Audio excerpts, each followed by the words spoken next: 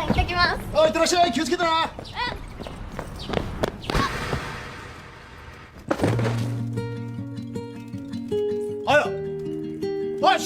The girl never thought a simple fall would change her life forever. The girl's name was Aya. Her father ran a tofu shop, and every morning, their family of 6 would pitch in to make tofu together. It was the day of Aya's high school entrance exam, and she forgot her admission ticket. Luckily, her mom noticed just in time and called her back. But on the bus to school, Aya accidentally slept through her stop. When she jolted awake, she sprinted toward the school only to trip and fall. She brushed off the pain and jumped right back up. By then, the exam had already started. In her panic, Aya tripped again, knocking over a whole row of bikes. That's when she ran into Haruto, who'd been planning to skip the exam. Haruto looked annoyed, but he still helped Aya pick up the bikes. Just then, a heavy downpour hit. Aya grabbed her fallen backpack and hurried to head to school, until Haruto softened up and offered to take her. After dropping Aya off at the infirmary, Haruto was about to leave when a teacher with exam papers stopped him. The teacher said they could take the exam right there in the infirmary. Aya was thrilled, but Haruto was frustrated. He hadn't even wanted to take the exam in the first place. When the results came out, Aya got into Tokyo High School. That night, her family celebrated for her. Aya asked her mom if her dad could have a drink, and her mom agreed. But when Aya poured the sake for her dad, she accidentally spilled it everywhere. To anyone else, it was just a silly little mistake, but it made her mom pause, deep in thought. On the first day of school,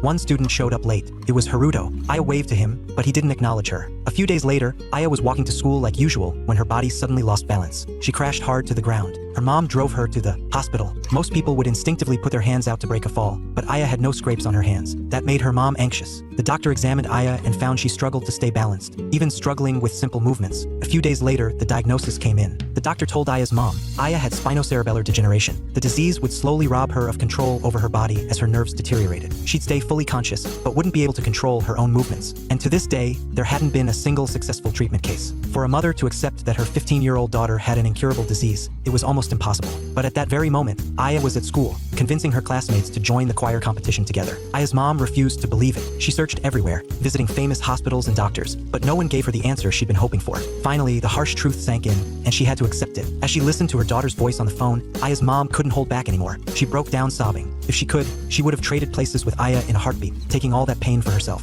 In the evening, Aya was feeding stray dogs in the park when she ran into Haruto, who'd also come to feed them. Just then, a heavy rain started pouring down. Aya took the puppy and went back to her place with Haruto to take shelter from the rain. When Aya's dad saw her bringing a boy home, he got a little flustered. Aya had planned to ask if the puppy could stay for just one night, but to her surprise, her mom agreed right away that they could keep it. Aya was thrilled, but her younger sister was annoyed. She'd asked their mom if she could get a cat before, and been turned down. The sister figured this was just another example of their parents favoring Aya. What the sister didn't know, though, was that Aya's parents already knew she had an incurable disease. They just wanted Aya to have as many happy moments as possible. They decided not to tell her about her condition yet, but Aya was a smart kid. Even though her mom had told her symptoms were just adolescent autonomic nervous system disorder, Aya couldn't help but feel suspicious after what the doctor had said, and with her symptoms getting worse by the day. While sitting alone in the hospital hallway, Aya met Anna. When she heard Anna was there to visit her dad, Aya offered to help carry Anna's things to the hospital room. It was only when they got there that Aya saw Anna's dad was bedridden and paralyzed. She also noticed the name of the doctor on the wall was the same as her own doctor's. A wave of unease washed over her. After basketball practice, Aya was chatting happily with her friends when an upperclassman called her over. He asked her out after school, but ended up taking her to a shoe store to help him pick out shoes. When they left, he grabbed a shoelace hanging nearby and said it was a gift for her. Kind as always, Aya still acted happy. Just then, 2 kids came running over, messing around. Aya instinctively tried to move out of the way, but her body wouldn't budge. She got knocked to the ground by the kids. A few days later, Aya brought flowers to the hospital to visit Anna's dad. She asked what illness he had. Spinocerebellar degeneration, Anna said. It was the first time Aya had ever heard that name. As they talked about Anna's dad's symptoms, Aya couldn't help but connect them to all the strange things she'd been feeling lately. That night, Aya snuck into the biology lab. She wanted to use the computer to look up the disease she'd heard about at the hospital. Staring at the dense text on the screen, images of Anna's dad lying paralyzed in bed, and flashes of her own worsening symptoms. All of it flooded Aya's mind. Just then, Haruto walked in. He said he'd come to take care of the sick fish in the tank. For some reason, whenever she was around Haruto, Aya could always let her true feelings show. 変なの、麻生君は。人が死ぬのはどうでもいいのに、魚は気になるんだね。うるせえ。変なの。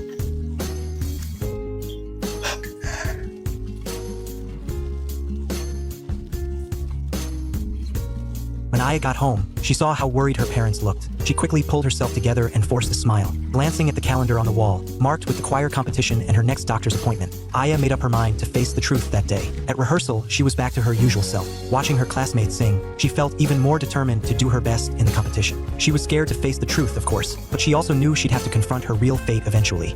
いきなり泣くし、いきなり復活するし、お前って変。今日さ答えが出んの。聞かなきゃいけないこと。でももしそれ聞いたら私変わっちゃうかもしんない。今が最後なんだ。この私でいられるのも。何それ、クイズ？そんなところだからさ、ちゃんと歌ってよね。口パクとかじゃ許さないから。 To watch Aya's choir competition, her family even closed their tofu shop for the day. Aya did amazing during the performance. Her parents watched their daughter on stage and couldn't hold back their tears. She was supposed to be enjoying the best years of her life, but instead, she was staring down a cruel illness. As her parents, they could barely even look her in the eye. Even though she knew she'd have to go to the hospital right after, even though she knew she'd get an answer that could change her life forever, Aya still smiled a happy smile in that moment. When the choir competition ended, her parents took her to the hospital. 先生、私の病気って脊髄小脳変性症なんですか？そうだよ。私将来優香ちゃんのお父さんみたいになりますか？ずっと先のことだけどね。なると思う。今すぐどうこうとかいうことじゃなくて、一つ聞いてもいいですか？いいよ。病気はどうして私を選んだの？ The morning after Aya learned about her illness, her parents were still figuring out how to face her, but Aya acted like nothing had happened, just as she always did. No one knew how much she'd thought about it that night. Even though she tried to stay strong, the reality of her sickness and the slow changes in her body made her realize this was something she couldn't fight alone. When she dropped a basketball from her hands, the fear and unease in Aya's heart grew deeper. Right now, she might just have to give up basketball, the sport she loved. But what came next? Aya had no idea. She started to fear. Fear that her condition would get worse as time went on. Fear that she'd have less and less time to live like a normal person. So when her upperclassmen asked her out, Aya hesitated. If the pain was going to come sooner or later, should she even bother letting him get involved? Her mom's heart ached when she heard this. She didn't want Aya to give up things because of her illness. At the very least, Aya could still go to the fireworks festival with someone she liked. Encouraged by her mom's words, Aya decided to say yes to the upperclassmen. The day of the fireworks festival arrived quickly. Aya even put on a yukata to meet him. As they crossed the street, the upperclassman took her hand. Suddenly, Aya felt her legs freeze. She couldn't move them forward. In that moment, her body felt like it wasn't her own. No matter how hard she tried, she couldn't control her legs or her body. Before she knew it, Aya fell forward, completely unguarded. Her head hit the ground hard, and everyone around them was shocked by the scene. After that, Aya was admitted to the hospital for treatment. Her younger sister noticed something was off about Aya, remembering all the strange times she'd fallen. Her classmates whispered about it too, and even the upperclassmen's friends joked with him, asking if he picked the wrong girl. One day, the upperclassman visited Aya in the hospital. He had a complicated look on his face as he watched her struggle through her rehab exercises. But Aya was happy that someone she liked had come to see her. She apologized, saying she couldn't keep their promise to go out for his birthday. Just then, the doctor spoke up, saying Aya could go out occasionally. It counted as part of her rehab too. Aya was overjoyed when she heard that. After that day, Aya threw herself into her rehab. One afternoon, right after finishing her exercises, she saw Haruto walk into the hospital. お前、何の病気なの？不治の病。もう長くないみたい。嘘。え？本当は水虫。おい、もちろん嘘。お前遊んでんだろ。この前のお返しだよ。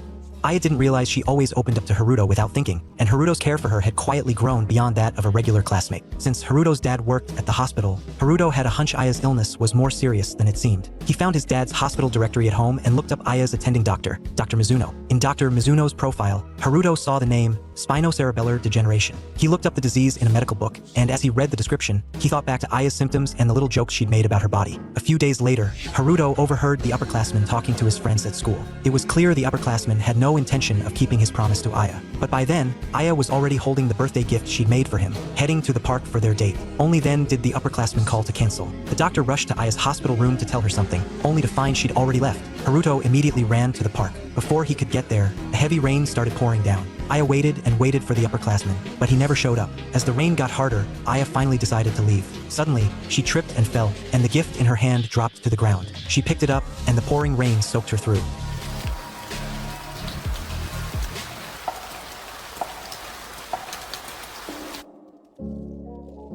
何雨の中突っ立ってんだよ。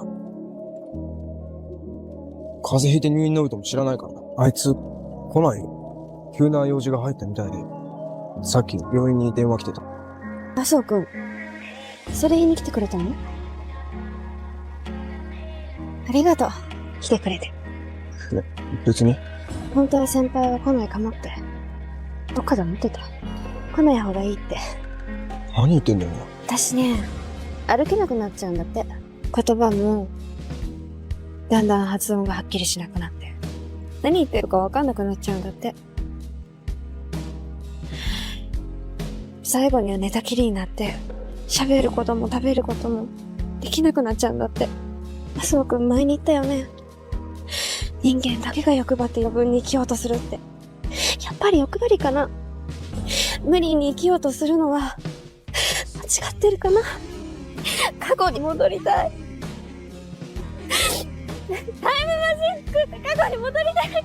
Watching Aya break down, Haruto's heart ached. He didn't say anything. He just stood quietly beside her, keeping her company. Now that Aya was sick, her family was struggling to cover the medical costs. So her mom suggested to her dad that they apply for disability benefits for Aya. It would help ease their financial burden a little. But her dad refused. Maybe he couldn't bear the thought of Aya being labeled disabled. Or maybe deep down, he still couldn't accept that Aya would gradually lose her ability to take care of herself and become someone who needed social assistance. Following her parents' arrangement, Aya started getting rides to and from school. Her teacher told the class to look out for Aya more, and all the students' eyes turned to her. Aya still hadn't gotten used to being the center of everyone's concern. After school, Aya stopped Haruto to apologize for breaking down in front of him earlier. Haruto told her, "You don't have to be so strong all the time." Since the upperclassmen stood her up, Aya had realized she might feel like a burden to him. When they ran into each other again at the basketball court, neither of them approached to talk. Maybe she didn't want so much attention from her classmates, or maybe she hated the idea of making her parents work even harder for her. That night, Aya told her mom she didn't need special rides to school anymore. Looking at their daughter, so brave beyond her years, her parents felt more heartache than relief. Before bed, Aya tried to write in her diary, but her worsening condition made holding a pen and writing so hard. She gripped the pen tightly, struggling to form each character. Instead of sleeping, she pushed herself to do rehab exercises, hoping that every extra effort would slow down her illness just a little.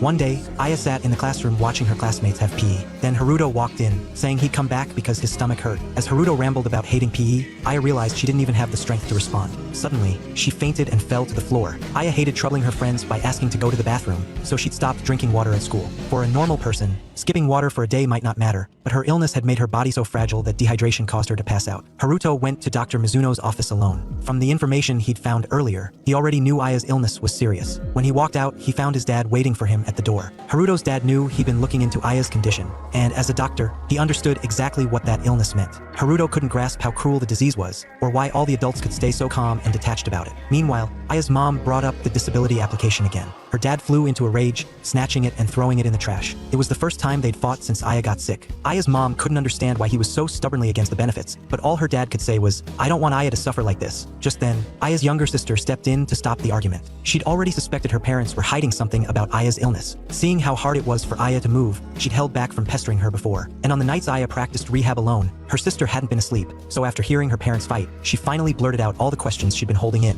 あやねのこと何も話してくれないで。あげくこうやって喧嘩。私たちに知られたくないことがあるなら徹底的に隠せばいいじゃない。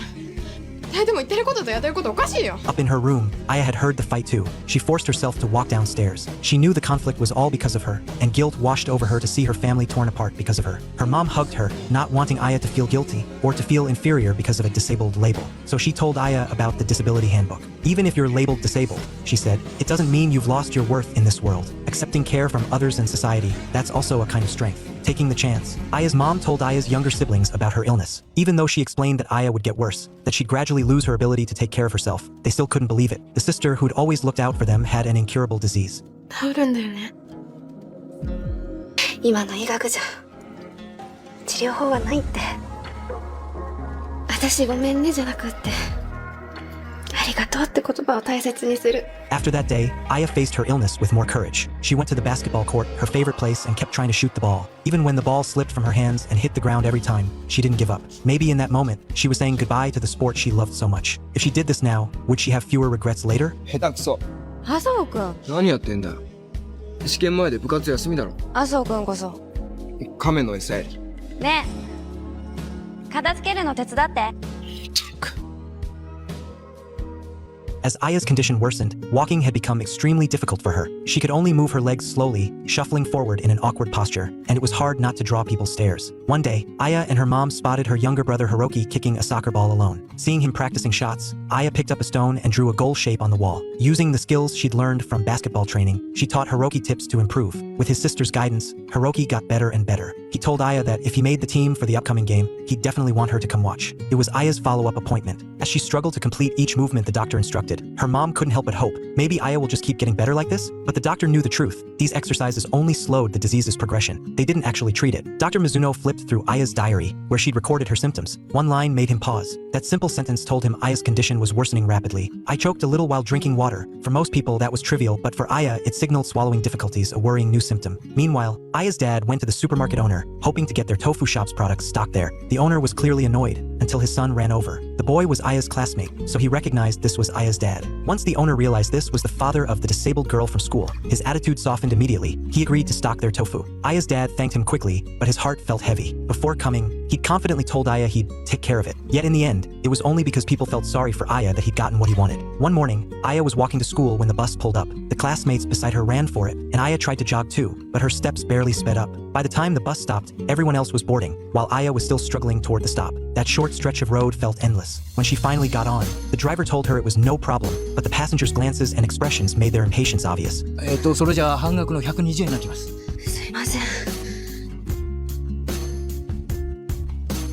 The day Hiroki's soccer team announced the players for the game arrived, and Hiroki made the cut. His teammates asked how he'd improved so fast. My sister taught me, Hiroki said proudly. The boys all envied him, crowding around to say they wanted to meet his sister. To celebrate Hiroki's spot on the team, Aya and her younger sister went shopping to pick out a gift for him. A little boy stared at Aya and asked, "Why do you walk so weird?" Even Aya's sister froze, but Aya just smiled and said, "It's okay." Her sister had so many questions. Is she really not sad at all? Does this kind of thing happen to her all the time? But she couldn't bring herself to ask. Just then, some of Hiroki's soccer teammates recognized Aya as his sister. They stared at her awkward, labored walk, confused. Is this the amazing, pretty sister Hiroki talked about? お前って嘘つきだよな。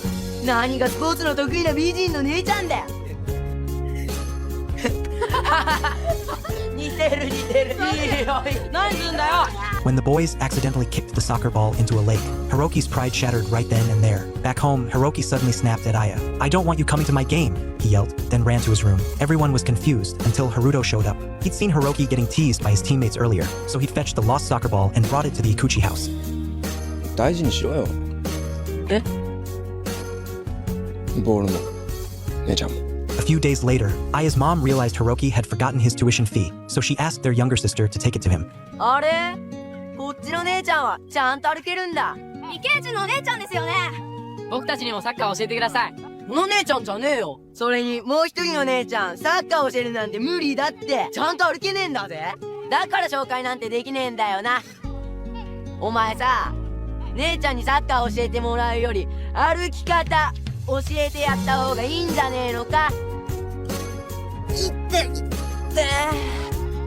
あんたなんかスポーツする資格はない。なんで黙ってんの。ねえのことあんな風に言われて腹立たないの。だって邪魔。あいつも最低だけどあなたはもっと最低だよ。あやねえの何が恥ずかしいの。あやねえはすごいじゃん。あやねえ毎日頑張ってリハビリしてあんなに明るくて、もし私があやねえみたいな病気になったらあんな風に外に出る勇気はないよ。じろじろ見られたり変なこと言われたらあんな風に笑ってられないよ。初めてあやねえってすごいってほんとそう思った。これあやねえがつけたんだよ。このね胸につけることがどんなに大変だったかあんたわかる。何時間もかけてつけたんだよ。あやねえのためにこんなに一生懸命になれる。なんであやねえのこと恥ずかしいなんて思うのよ。こう、もういいから。そんな風に思ってるあんたの方がよっぽど恥ずかしい。ヒロキ、アコの言ってることわかるよな。ごめんなさい。 Aya held back her tears. Before this, she tried to brush off the stares from strangers and classmates, but she'd never expected her family to have to face this because of her. She went outside alone to calm down. She didn't want her family to see her fall apart. If I take a little more of this, my family won't have to deal with as many unkind looks, she thought. I can be stronger. When she returned home, she put on a bright smile, like nothing had happened. She told Hiroki, "I'm going to the movies with friends on your game day, so I won't be able to come." On the day of the game, Aya's younger sister was woken up by noise, but Aya had been awake for hours. When her sister got out of bed, Aya pretended to still be asleep. あやね起きて。映画行くのが本当なら断った方がいいかも。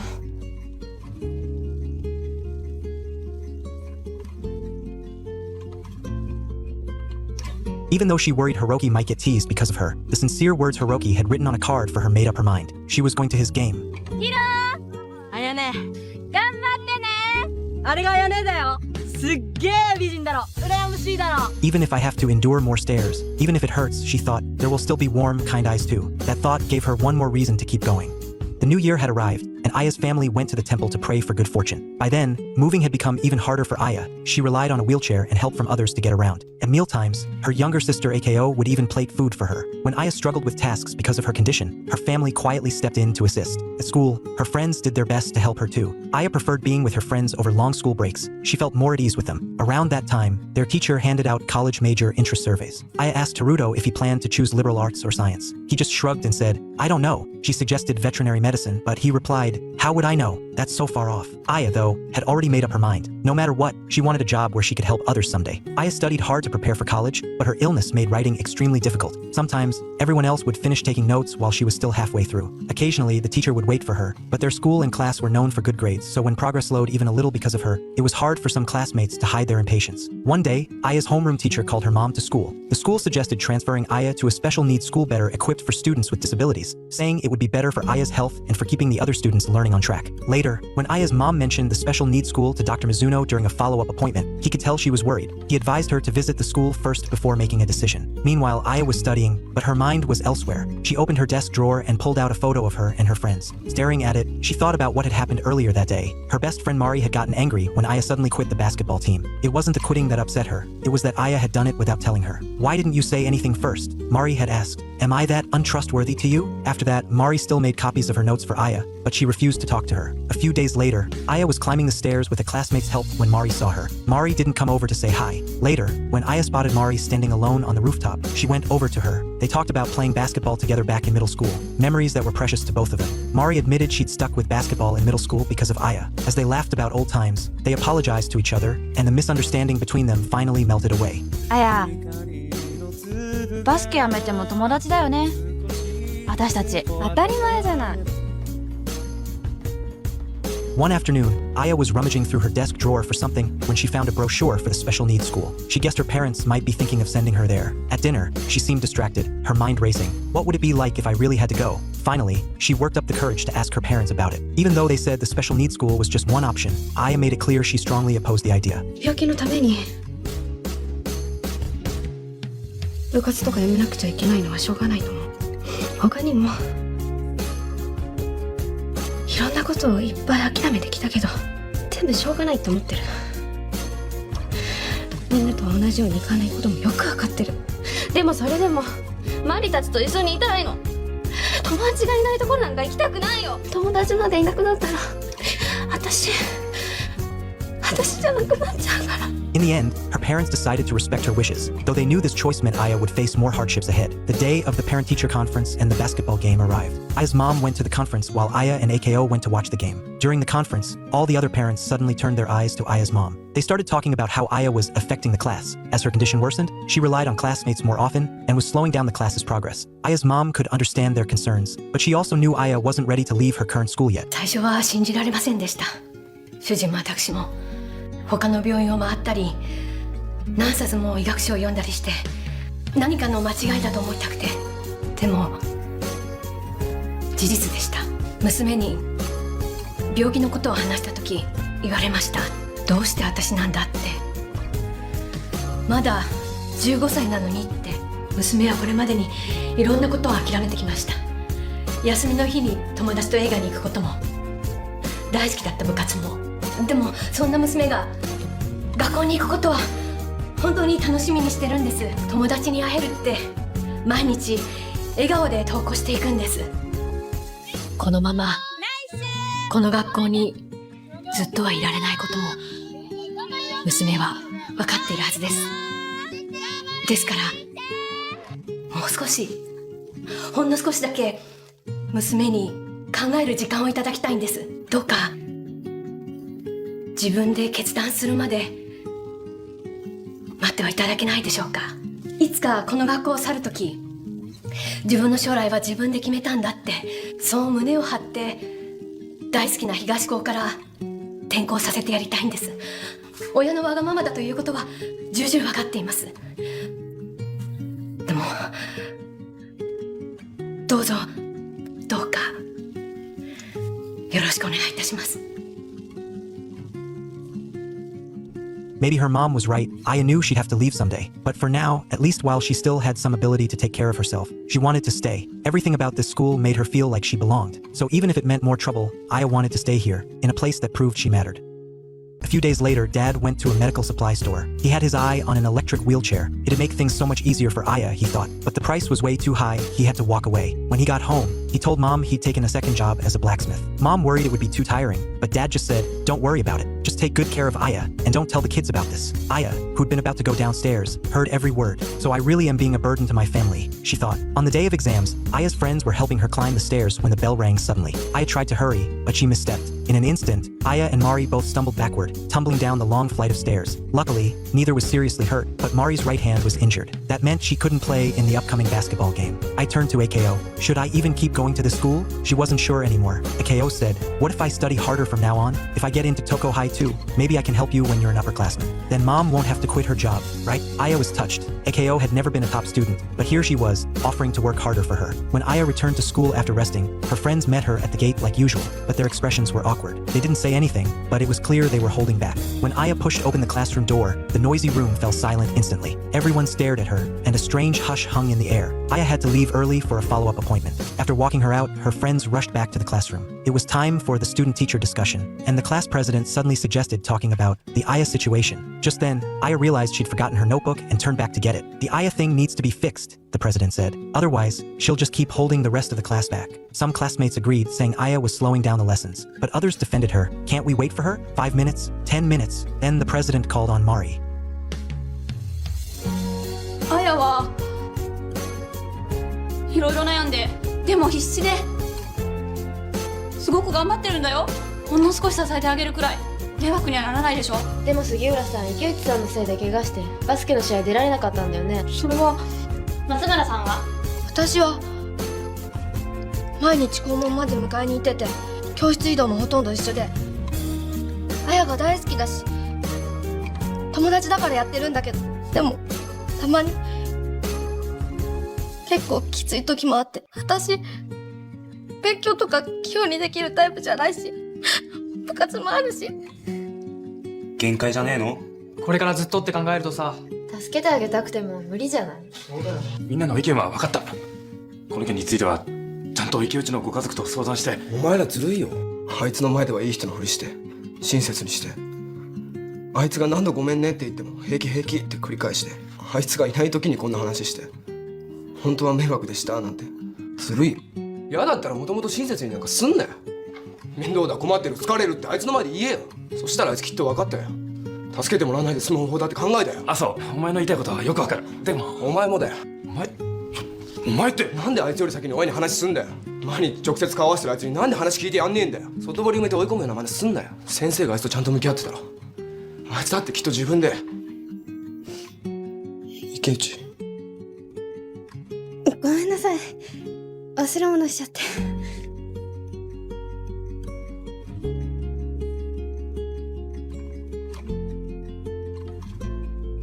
Aya grabbed her notebook and left without pausing. She didn't know how to face her classmates, or how to feel about herself right now. Haruto suddenly ran out after her. He looked at Aya, said nothing, and simply knelt down in front of her. They both stayed quiet about what had just happened in the classroom. It was an unspoken understanding. A flood of memories and words swirled through Aya's mind. This school, which had once made her feel safe and happy, now only made her want to run away. It wasn't until they reached the overpass where they'd first met that Aya finally let herself cry. Haruto knew that even if he'd spoken up in class, he could only stand by and watch Aya struggle with her illness. He saw her fighting so hard, but there was nothing he could do to truly help. That guilt and helplessness weighed heavily on his heart. Aya told Haruto, "I'm really grateful to you for always being there, for listening to me when I had no one else to talk to." ありがとう、マサオくん。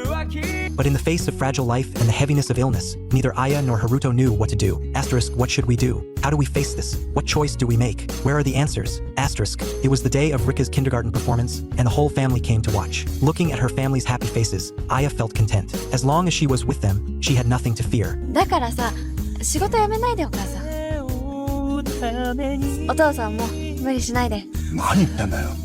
だからみんながいるから、私どこにいても平気だと思う。私陽子学校に行くね。 The decision she made next wasn't easy, but she said it softly, like it was weightless. What would this decision mean for her future? She didn't know, but for the first time, she felt brave enough to face it. A few days later, Aya's homeroom teacher announced to the class that Aya would be transferring. It was the first time Aya told her classmates about her illness. Since getting sick, she'd watched as her body slowly lost control. There were more and more things she couldn't do, more things she had to give up. Countless nights, she dreamed of playing basketball with her friends, of walking freely. But every morning, she woke up to a body that wouldn't move the way she wanted. How do you face that gap between dream and reality? Aya knew she had to, there was no other choice. And in that struggle, she'd felt her classmates' care and help more deeply than ever, and her family's love and support. So Aya decided to accept herself, to accept everything. Even with her illness, even if people called her disabled, she would hold her head high and keep living, ready to face the unknown world ahead. そう笑って言えるようになるまでに私には少なくとも1リットルの涙が必要でした。だからもう私はこの学校を離れても何かが終わってしまうなんて絶対に思いません。みんな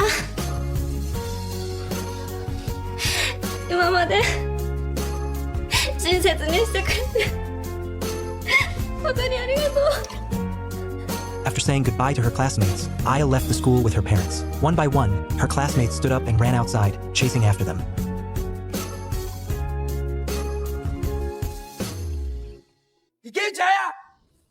流れる季節の真ん中でふと日の長さを感じます。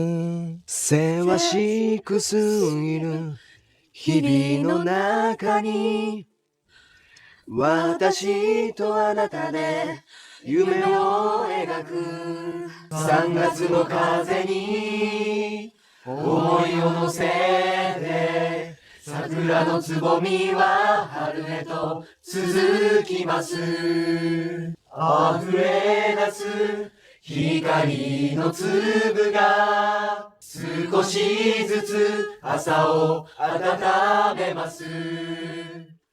大きな首をした後に少し照れてるあなたの横で Happy memories rushed over Aya in that moment. Is saying goodbye always this complicated? She didn't know, but she knew she'd hold on to this feeling forever.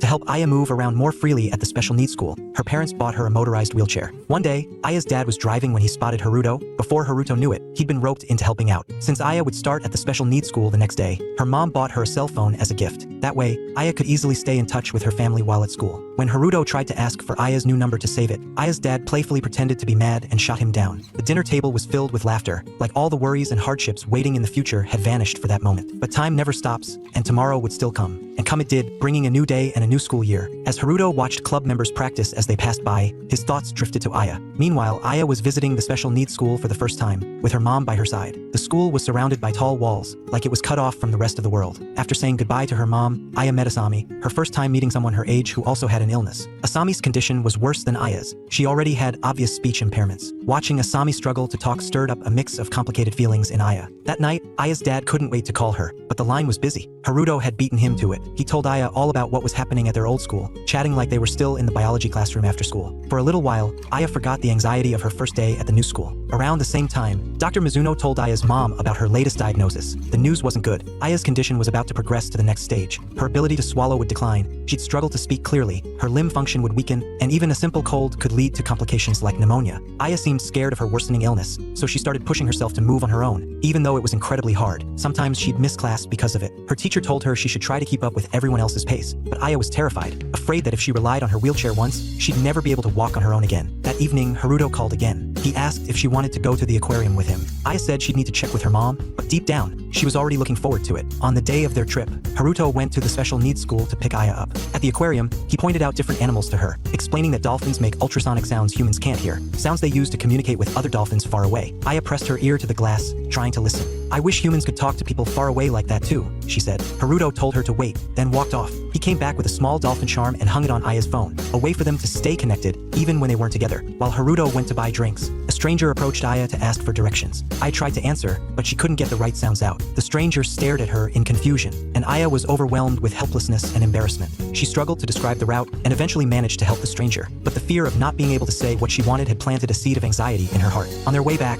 Haruto tried to hail a taxi, but none stopped. Then a heavy rain started pouring down. Haruto took off his jacket and covered Aya with it. Back at Aya's house, her parents were frantic. They knew even a mild cold could lead to serious trouble for Aya in her current condition. Faced with their worry, Haruto could only keep apologizing. Aya's mom had snapped at him earlier, but it was only because she was so scared for Aya. Deep down, she was grateful that Haruto always spent time with Aya and took her out. But Aya's condition was getting worse. A cold for her wasn't a small thing. It could even be life-threatening. Aya, too, felt terrible about what had happened.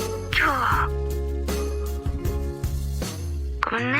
いろいろ迷惑かけちゃって。さっき、お母さんが言ってたことを。ごめん。雨でよく聞こえない。やっぱり、聞こえにくいかな。そんなことないから。大丈夫だから。もう、前みたいにはいかないんだね。車椅子、押してもらうことはあっても、もう、一緒には歩けないし、雨に濡れたくらいで。大騒ぎさせちゃうし、きっとそのうち話せなくなって電話もできなくなっちゃうんだろうね。もう全然違うね。東高にいた頃とは麻生君とはもう住む世界が違っちゃったのかも。 That rain changed something in both of them. Neither knew how to face the world after that storm. At her next checkup, Aya told Dr. Mizuno about her trouble speaking. He told her not to give up on sharing her thoughts. No matter what, if someone is willing to listen, they'll understand you. One day, Haruto ran into Aya's younger sister AKO at the library, where she'd come to return books. Ever since learning about Aya's illness, AKO had been studying harder than ever. She wanted to get into Toko High, wanted to fulfill Aya's dream of graduating from there for her. Even if it was hard, even if she might not make it, she figured it was better than doing nothing. As Haruto walked away from the library, he suddenly froze, like he just realized something. Then he turned around and ran back. 久しぶり。電話できなくて。直接来た。Dr. Mizuno's words echoed in Aya's mind. Asterisk, if someone is willing to listen, they'll understand you. So she told Haruto about a dream she'd had. In all her past dreams, she could walk and run freely. But in this one, she was in a wheelchair, unable to move her body the way she wanted. 俺の今の気持ち、言っていいか。ずっと先のことなんて、わかんない。けど、今の気持ちなら 100% 嘘がないって。俺、お前が話すなら、どんなにゆっくりでも、ちゃんと聞くよ。電話で話せないなら、こうやって直接会いに来る。俺、イルカじゃねえし。お前もイルカじゃねえし。お前が歩くなら、どんなにゆっくりでも、一緒に歩く。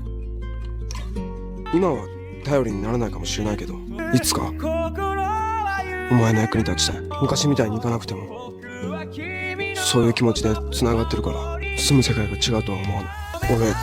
俺、お前のこと好きなのかも。ありがとう。 Slowly, Aya was starting to adjust to life at the special needs school, and Haruto had made up his mind to get into medical school. One day, Aya's whole family showed up at the school unexpectedly. Her mom said she had something to tell Aya right away. 私受かったよ。あやねの着てた制服で代わりに東高卒業するからね。安心して。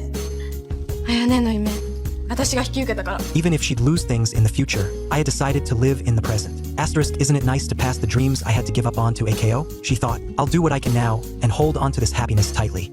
Even though Aya worked tirelessly to train and study at the special needs school, her conditions worsening was unavoidable. Dr. Mizuno explained that given how her illness was progressing after graduation, both pursuing further education and finding a job would be extremely tough for her. So he and Aya's parents suggested that having her family by her side and focusing fully on rehabilitation might be the better choice. Graduation day finally arrived. Teachers from the special needs school came to say goodbye to Aya. They'd met many children with disabilities there, but Aya, with her exceptional strength and optimism, had brought them something uniquely meaningful. During her time at the school, Aya wrote numerous poems filled with hopeful lines. If there's pain, rise above it. Don't rush, don't worry, don't give up. No matter how small the act, I want to help others. Aya had always been hopeful, facing everything with positivity. But her declining health and the looming prospect of a life where she could do nothing made her start doubting the hope she'd written about. As she looked back at the special needs school, she faintly realized that from this moment on, there might no longer be a place that felt hers. When she got home, her younger siblings greeted her warmly. To make things easier for Aya, the family had sectioned off a room on the first floor to be her bedroom. As her family showed her the items they picked out for her new room, Aya felt their deep love, but the sense of loss and anxiety still lingered, unrelieved. One day, Aya invited her high school friends over for a meal. Haruto had gotten into medical school, and Mari had been accepted into the education program at an all-girls college. Each friend talked about their new schools and the things they wanted to do next. The gap between them and Aya felt even sharper. If I didn't have this illness, she thought, I could have found something I wanted to do too, just like them. Meanwhile, Dr. Mizuno was still conducting research, but there had been no progress with his findings. One day, Haruto took Aya to visit his college. Watching students and couples chatting and walking across campus,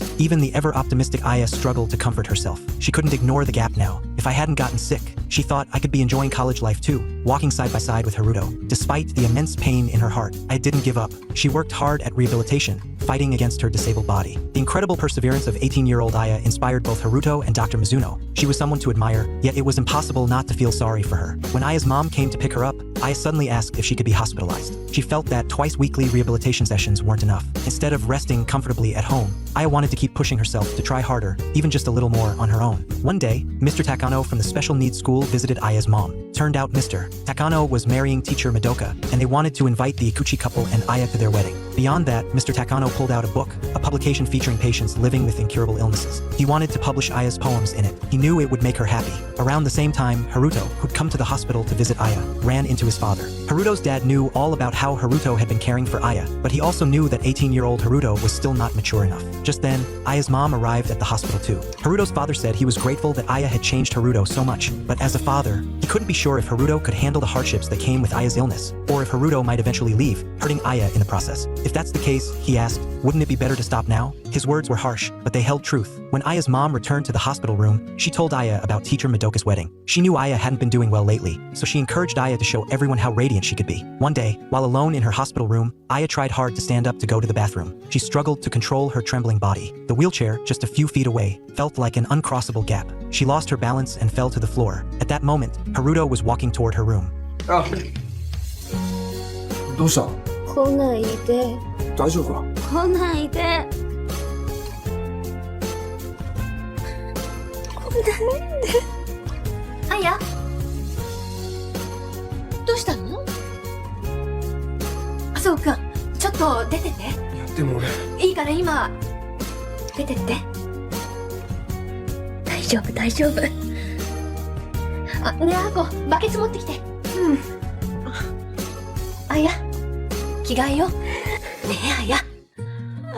これからは方法を考えればいいだけよ。トイレに行きたくなってからだと間に合わない。だったら時間を決めていけばいいんじゃない？ほら、着替えないと風邪ひくわよ。 How could Aya bear having an accident like this in front of someone she liked? In that instant, she felt too drained to even think. Aya's mom smiled at her, repeating that it's okay, but when she turned away to clean the floor, she couldn't hold back her tears. She knew how devastating this day had been for Aya, but there was nothing they could do. How do we face this? How do we keep going? That night, Aya couldn't fall asleep no matter how hard she tried. The day's events replayed in her mind on a loop. She made her way to the hallway, wanting to make a phone call. With great difficulty, she inserted her phone card, then struggled to lift her hand to dial the number. But she was too slow. Before she could finish entering it, the card popped out. It was like a sixth sense. Aya's mom suddenly felt a wave of worry for her. Unable to stay at ease, she decided to head to the hospital. When she arrived, Aya wasn't in her room. Panicked, she rushed out to look for her. あや、どうしたのこんな時間に。風邪ひいちゃうでしょ。早く戻ろう。お母さん。どうしたの？眠れなくって、目閉じるのが怖くって。家に電話かけたの。何度もしたの。お母さんの声が聞きたかったから。でもうまく押せなくって助けてお母さん。私にできること一つもなくなっちゃうよ。行こう。After bringing Aya back to the room, her mom pulled out Aya's notebook from the drawer. Even though there were so many things Aya couldn't do anymore because of her illness, she kept writing in that diary without realizing it, something many able-bodied people couldn't stick to. Even if you can't do much now, her mom said, don't you still have writing? In that moment, Aya's desperate mood finally lifted a little, thanks to her mom's words. The day of teacher Madoka's wedding arrived at last. Aya went with her parents to attend. Her dad asked, are you sure you don't want to get in touch with Haruto? I replied, he probably has his own stuff going on anyway. 置いてけぼりにすんなよ。行くって言っただろ。本当に着てきたんだ。タキシード。兄貴も借りたんだよ。似合ってないよ。うるせえ。Just then, the bride started tossing her bouquet, and it landed right in Aya's arms. Everyone cheered and clapped for her. Aya stared at the bouquet in her hands. Could I ever have a happy moment like teacher Madoka's? On the way back, Aya's parents seemed eager to leave Haruto and Aya alone to talk. They said they'd go get the car and left first. Aya pulled a letter out of her pocket and handed it to Haruto. 何？ラブレター。あ、そう。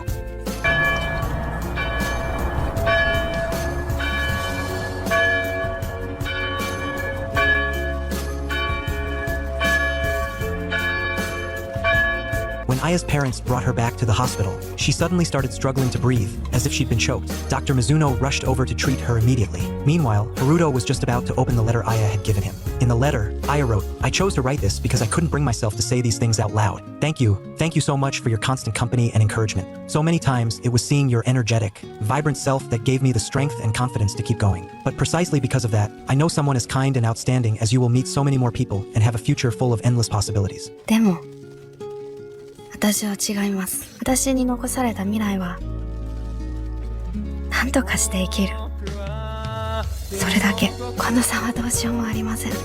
毎日自分と戦っています。その気持ちを抑え込むので精一杯です。麻生くんに手紙書いたの。正直に言います。麻生くんといると辛いです。あんなこともしたい、こんなこともしたい。麻生くんといると叶わない大きな夢を描いてしまうんです。もちろん麻生くんのせいじゃありません。でも羨ましくて情けなくて、どうしても今の自分が惨めになってしまうんです。そんなんじゃ前を向いて生きていけないから、いろいろしてくれてありがとう。こんな私のこと好きって言ってくれてありがとう。何も返せないでごめんなさい。もう会えません。どうしてあや、大事なもの自分から諦めるのは。お母さん、お父さん、先生、私、結婚できる？そうだよね。でも、それでも、いつかが来たら、お花いっぱいに囲まれて眠り続けたい。あなたの言うことはいつも正しいです。 Why does fate make me face all this? Aya wondered, her heart filled with confusion and regret. Whether she looked back on the past or thought about the future, all it brought was pain. But if she thought about nothing, she was left staring at a body that could do nothing. Even with all her strength and resolve, the truth remained as Haruto's father had said. At 18, they were too young to bear the weight of this illness.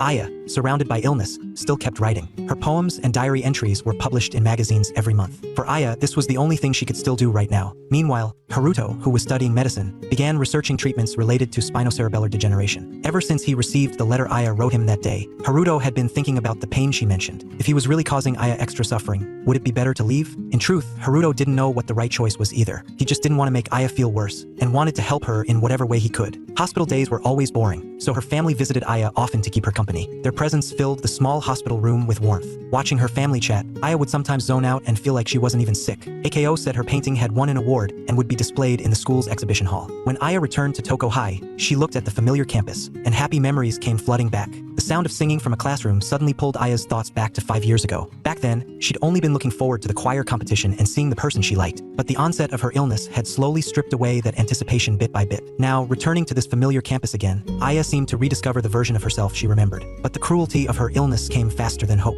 Aya tried to prop herself up to get out of bed, but the moment her feet touched the floor, she realized she had no strength left to support herself. あや、どうした？転んじゃったの？怪我ないかな？どうしました？あや、お母さん、もう歩けない。あや、悲しいけど頑張ろう。大丈夫よ。お母さんね、あやをおんぶするくらいの力十分あるんだから。お母さん、私何のために生きてるの？ Dr. Mizuno told Aya's parents that her motor function and physical strength had clearly declined, and there was a chance of sudden life-threatening complications. Although they didn't want to accept this, they knew they'd have to face the truth eventually. At that moment, Aya's mom, who was walking out of the office, ran into Haruto's father. Haruto's father, of course, knew how far Aya's illness had progressed, but he suddenly started talking about his eldest son, Haruto's older brother. 6 years ago, Haruto's brother had died in an accident, and they'd never even gotten a chance to say goodbye. Cherish the time you have left with your daughter, Haruto's father said simply. After regaining her composure, Aya's mom returned to the hospital room. She saw Aya struggling to write and urged her to take a break, but Aya stubbornly refused to put down her pen. She was terrified, afraid that if she didn't write down her thoughts now, she'd forget them by tomorrow. Her diary was the only thing that proved she was still alive, and it was the very meaning of her existence now. So Aya clung to writing in her diary with all her might. She didn't want to lose the last thing she could still do. When Haruto visited the hospital that day, he saw a new doctor greeting Aya. He stopped in his tracks but didn't approach. He just watched from a distance. Haruto wanted to step forward and say something, but he couldn't bring himself to move. It wasn't until Aya left that Haruto called out to the doctor. もっとちゃんと勉強してください。あいつ体うまく動かせないけど、うまく話せないけど、幼稚園児じゃありません。頭の中はあなたと一緒です。ちゃんとわかりますから。 Dr. Mizuno was also fully devoted to researching Aya's illness, but other doctors and nurses, who didn't know the truth, speculated that he was working so hard only to transfer to another hospital. Aya accidentally overheard their careless conversation. Was Dr. Mizuno really leaving? The sudden news made Aya choke on her food while she was eating. She coughed violently, feeling her breathing grow more and more difficult. Dr. Mizuno quickly rushed to her room. What would have been a simple case of choking for anyone else had put Aya in a critical situation. Akeo, who witnessed this, froze in place, unable to speak for a long time. When Aya woke up, she saw her family's anxious faces and the tears in their eyes. She couldn't speak and didn't even know what to say. I'm gonna die from something this trivial, aren't I? That was all Aya could think at that moment. One day, a nurse gave Dr. Mizuno letters from readers addressed to Aya, asking him to pass them on. Dr. Mizuno handed the letters meant for Aya to Haruto. 久しぶり。 Haruto read one of the letters to Aya. The girl who wrote it said she had the same illness as Aya and had long been trapped in the pain and depression of her condition. It wasn't until she read Aya's diary in the magazine that she realized she still had a reason to live. She hoped to live as bravely as Aya did. Aya had always said she wanted to do something helpful for others. Now, hearing that someone had found strength because of her, her sense of powerlessness faded a little in that moment. Aya finally confirmed that her existence had meaning. お前には欲張ってでも無理にでもずっと生きててほしい。歩けなくなっちゃった。でも、私、役に立てた。そうだよ。 So that day, she asked Dr. Mizuno if he was really leaving. Only when he answered that he'd stay did Aya finally relax. 見捨てられたかと思った。いつまでも私が良くならないから。見捨てないよ。絶対に見捨てない。だって君は僕の患者だろ。だから、あやちゃんも諦めちゃダメだよ。もしも私の体使ってね。病気の原因見つけてね。同じ病気の人の役に立ちたい。 Dr. Mizuno didn't know how to face those firm, clear eyes of hers. He left almost as if fleeing. Staring at the research papers he'd written on his computer, he thought, I'm the one who can do nothing, even though I'm a doctor. How could he face Aya? How could he face his research that had made no progress? Even the experienced Dr. Mizuno had no answers now. Christmas was approaching. Aya's mom asked if she wanted any gifts. After thinking for a moment, Aya said she wanted to go home, and Dr. Mizuno agreed to her parents' request. Even though he knew Aya would be safest in the hospital given her current condition, he also knew this was Aya's wish now. So no matter what, they wanted to help her do what she wanted. That day, Aya's family greeted her happily when she got home. They gathered around the dining table, full of joy. Aya's mom took out the gifts Aya had picked out for her younger siblings. Aya had always felt guilty toward her siblings. She'd always thought her illness had disrupted the family's life. So Aya wrote these feelings down in a letter, and her mom read it aloud to everyone. I'm sorry for taking up so much of Mom's time, Aya wrote at the end of the letter. Even though her family had visited her often in the hospital, the warmth of being home now brought a different kind of meaning to Aya. The next morning, before going to school, AKO suddenly suggested taking a family photo. So just like on Aya's first day of high school 5 years ago, the whole family stood at the door and took a photo. Even though it was just a moment captured in the camera, Aya still felt full of happiness and a sense of security in that instant. As time passed, Aya's condition kept worsening. Now, she could barely speak and had to use a letter board to communicate what she wanted to say. Because of this, Aya clung to writing in her diary like it was a lifeline. She gripped her pen with all her strength, jotting down her inner thoughts in the notebook. And Haruto still visited Aya often, just like he used to. Over this period, Haruto's father had gradually changed his mind. He knew that Haruto, like himself, seemed powerless to do anything, even though Haruto was studying to be a doctor and stayed by Aya's side. Haruto's stubbornness and awkwardness had once worried his father, but now his father realized he might have been treating Haruto like a kid for too long. It's okay to be awkward and it's okay to cry a little more, his father told him. Just do what you think is right. Haruto came to the ward with flowers. Even though Aya could only communicate with him using a letter board, nothing else seemed to have changed. They still chatted back and forth just like before. Then, Aya asked Haruto to read her diary. In those entries, Aya had written down all her feelings since falling ill. These words captured what Aya used to be like, and also proved the value of her existence now. As Haruto read, both of them were drawn into memories. Even at a young, immature age, even facing such a cruel illness, Aya had been so full of hope, always encouraging herself to face the way the illness was taking over her body, with clarity. Aya's heart had shouldered so many emotions. お母さん、私、結婚できる？お母さん、私結婚できる。お前頑張ったら。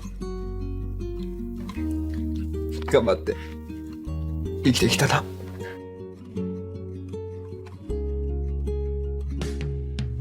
言わんなよ。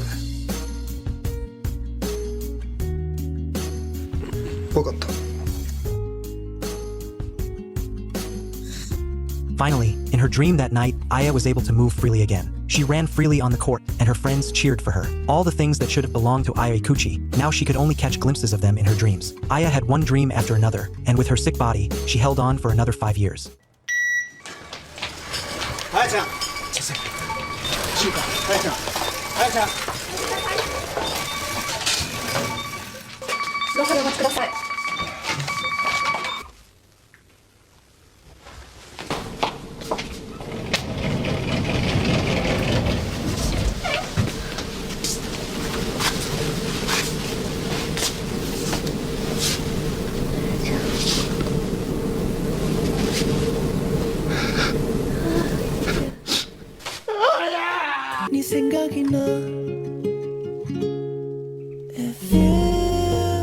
At the age of 25, Aya passed away. She had lived from 15 to 25, carrying the weight of her illness. But those 10 years hadn't flown by like a dream. So Aya had written so many words, so that this long, painful time would have some meaning, and to prove to herself that she was still there. By then, a full year had passed since Aya's death. The words and diary entries she had written had become one of the ways her mother missed her. So that day, her mother also wrote a letter to Aya. Can you walk now? Can you eat well? Can you laugh and talk out loud? Are you doing okay without mom by your side? Even now, these were the things her mother still worried about. 苦しんで苦しんでたくさんの涙を流したあなたの人生が何のためだったか、お母さんは今でも考え続けています。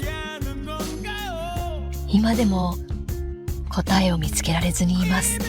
でもね、あや、お久しぶりです。What is the meaning of life? This question that had lingered with Aya until her death was now left for her parents to explore. In truth, Aya, who hadn't given up even until her last moment, had brought so much unique meaning to the world. She was so kind, so brave that when people stood beside her, they couldn't help but feel the pain and guilt of being able to do nothing. Why couldn't they help Aya? Why did they have to just watch her suffer helplessly? Sometimes, just seeing Aya being brave despite her illness made people want to cry. And the meaning Aya had been searching for, maybe it had already appeared long ago. 池内さん、やっぱりあやさんはすごい人でした。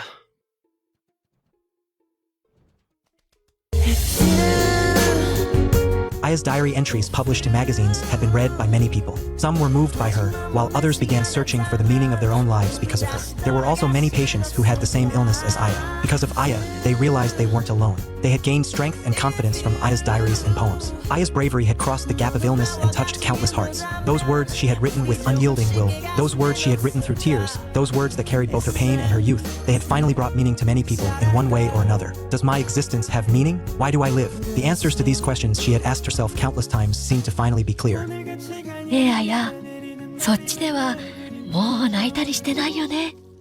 お母さん、笑顔のあなたにもう一度だけ会いたい。 슬픔의 무게를 난 왜 몰랐을까